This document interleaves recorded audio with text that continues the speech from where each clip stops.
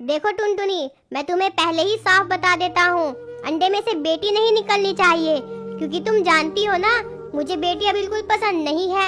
अगर इस अंडे में से बेटी निकली तो ध्यान रखना, मैं उसको जान से मार दूंगा।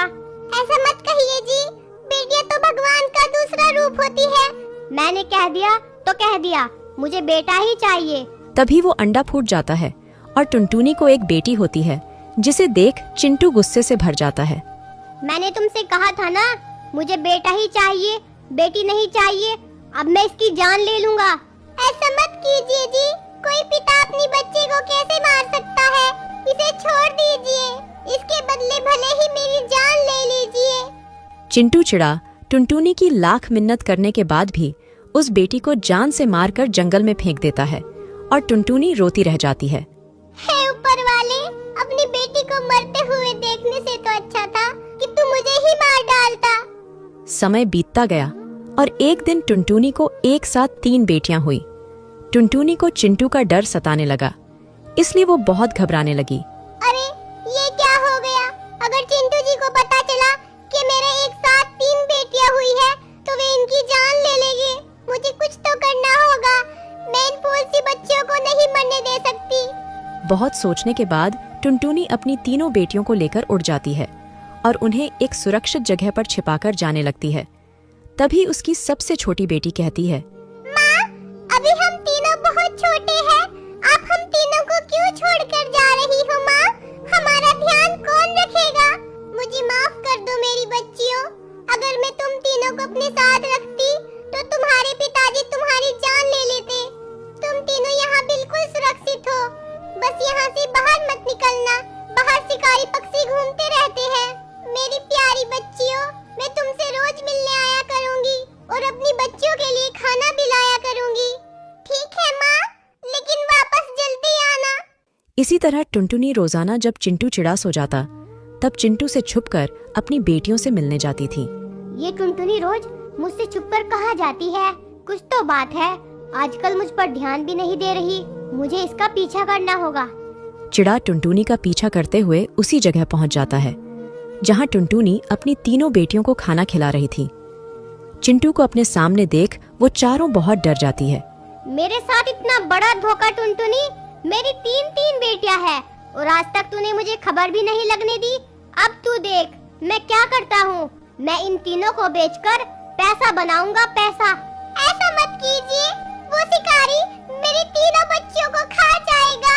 भगवान के लिए हमें बख्श दीजिए, मेरी बच्चियों को छोड़ दीजिए। तूने इन्हें धोखे से पाला है ना, अब तो तुझे सबक सिखाना ही पड़ेगा। तभी चिंटू चिड़ा टुनटुनी को बुरी तरह से मारने लगता है। पिताजी, माँ को छोड़ दीजिए, इन्हें मत मारिए पिताजी, मत मारिए इन्हें। चिंटू चिड़ा टुनटुनी को बुरी तरह से घायल कर देता है और टुनटुनी को वहीं छोड़कर तीनों बेटियों को लेकर उड़ जाता है और उन्हें शिकारी के पास ले जाता है। अरे वाह, इतने प्यारे चिड़िया के बच्चे, ये तो बहुत ही कोमल और खूबसूरत है। अरे इन्हें तो मैं बड़े सौदागर को बेचूंगा, इनसे मुझे खूब पैसा मिलेगा। वाह शिकारी जी, ये तीनों मेरी बेटियां हैं, मैं इन्हें बेचना चाहता हूँ, इनके बदले मुझे खूब सारा पैसा चाहिए। ठीक है, ये लो तीनों के बदले पूरे 5000 रुपये। पैसों को लेकर चिंटू चिड़ा बहुत खुश हो जाता है और वहाँ से जाने लगता है। हमें छोड़कर मत जाइए पिताजी, ये शिकारी पता नहीं हमारे साथ क्या करेगा। पिताजी मत जाइए। हाँ पिताजी, हमें शिकारी से बचा लीजिए। चिंटू चिड़ा वहाँ से चला जाता है। तभी रास्ते में उसे एक बड़ी चील नजर आती है। इतने सारे पैसे ये मुझे दे दे, नहीं तो तू जान से जाएगा। नहीं नहीं, मैं ये पैसे नहीं दूंगा। तभी वो चील चिंटू पर हमला कर देती है, जिससे चिंटू घायल हो जाता है और वो चील चिड़े के पैसे लेकर उड़ जाती है। उधर टुनटुनी की तीनों बेटियां डरी हुई थीं। अब मैं तुम तीनों को सौदागर को बेचूंगा, उससे मुझे बहुत सारा पैसा मिलेगा। ये सुनकर तीनों बहुत डर जाती है। तीनों बेटियां कैद हो गई थीं।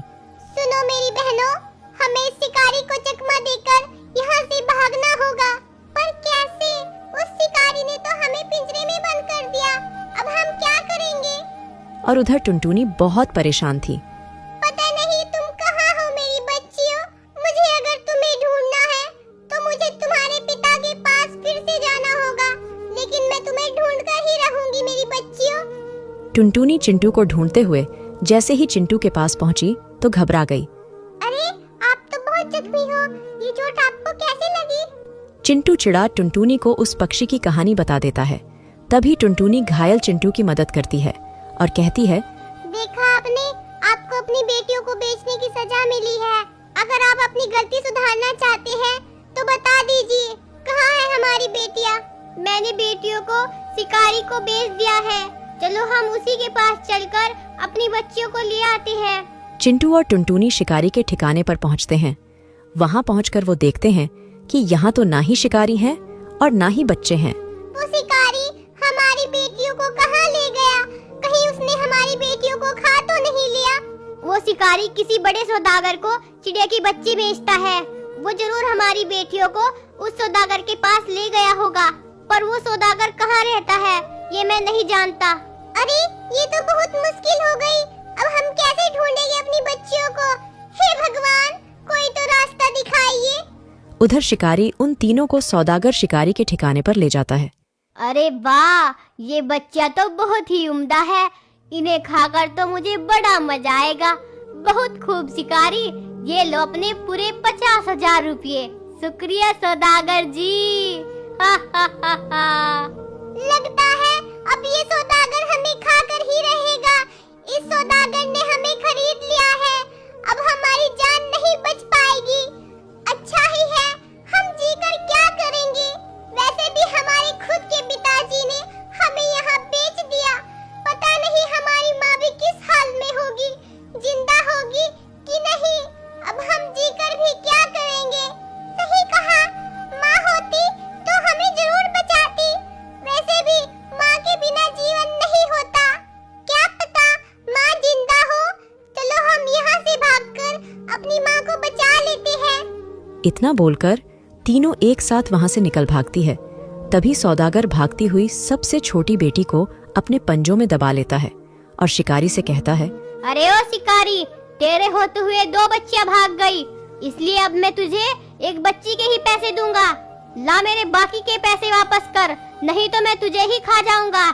शिकारी पैसे वापस नहीं लौटाना चाहता था, इसलिए वो सोच में पड़ गया कि अब वो क्या करें। मैंने तो तुम्हें बच्चियां दी थी, अब वो भाग गई तो इसमें मेरी कोई गलती नहीं है। अब मैं तुम्हें कोई पैसे वैसे नहीं देने वाला। इतना बोलकर शिकारी पैसे लेकर वहां से भागने लगता है। तभी सौदागर उससे कहता है, तू अब तो यहाँ से भाग जाएगा, लेकिन मैं तुझे ढूंढकर मार डालूंगा। इतना सुनकर शिकारी वहां से भाग जाता है, लेकिन उसके मन में डर बैठ जाता है कि सौदागर शिकारी उसे पकड़ लेगा तो नहीं छोड़ेगा। फिर वो अपने घर पहुंचता है तो देखता है कि चिंटू और टुनटुनी उसी के घर में उसका इंतजार कर रहे थे। शिकारी भाई, हमें हमारी बच्चियां वापस कर दो, हम आपका पैसा आपको लौटा देंगे। इनकी 2 बेटियां तो सौदागर के पास से भाग गई। क्यों ना मैं इन दोनों को ही सौदागर को दे दूं? मैं उसके पैसे लेकर भागा हूँ, वरना वो मुझसे बदला जरूर लेगा। ठीक है, मैं तुम्हें तुम्हारी बेटियों के पास ले चलता हूँ, चलो मेरे साथ।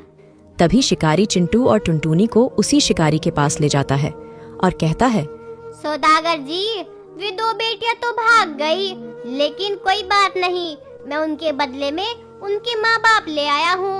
आप इन्हें खा लो। माँ, पिताजी, आप दोनों। पिताजी, आपको तो चोट लगी है। माँ, मुझे बचा लीजिए माँ। ऐसे कैसे बचा लेगी तेरी माँ? तू अभी मेरे कब्जे में है और तू अब मेरी खुराक बनने वाली है।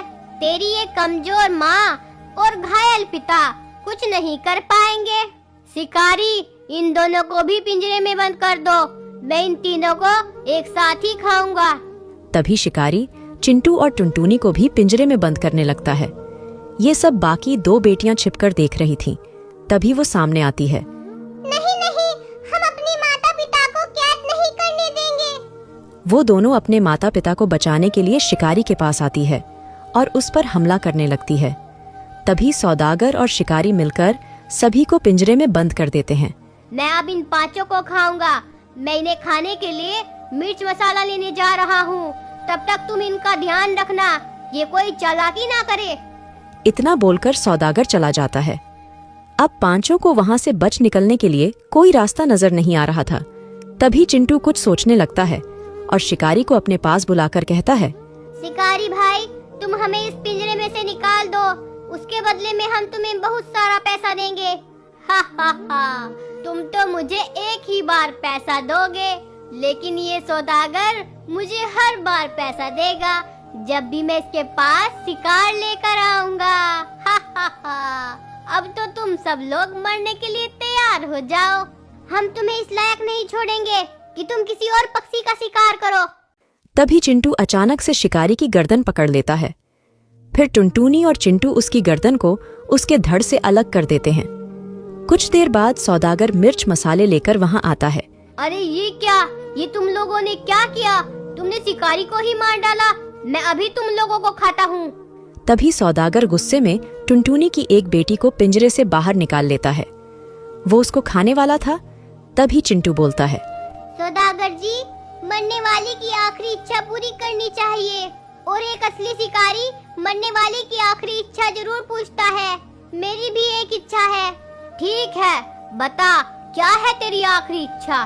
मैं अपनी बेटियों को अपने सामने मरते हुए नहीं देख पाऊंगा, इसलिए मेरी यही इच्छा है कि आप सबसे पहले मुझे ही खा लो। सौदागर चिंटू की बात मान लेता है। वो बेटी को पिंजरे में ही बंद कर देता है। फिर वो चिंटू को खाने के लिए जैसे ही मुंह खोलता है, चिंटू मरे हुए शिकारी का धड़ सौदागर के मुंह में घुसेड़ देता है, जिससे उसे सांस आना बंद हो जाता है और उसकी मौत हो जाती है। पिताजी, आपने हम सबको बचा लिया। आप इस दुनिया के सबसे अच्छे और सबसे बहादुर पिता हो। इसके बाद से चिंटू अपनी बेटियों और पत्नी से बहुत प्यार करने लगता है और खुशी खुशी उनके साथ रहने लगता है।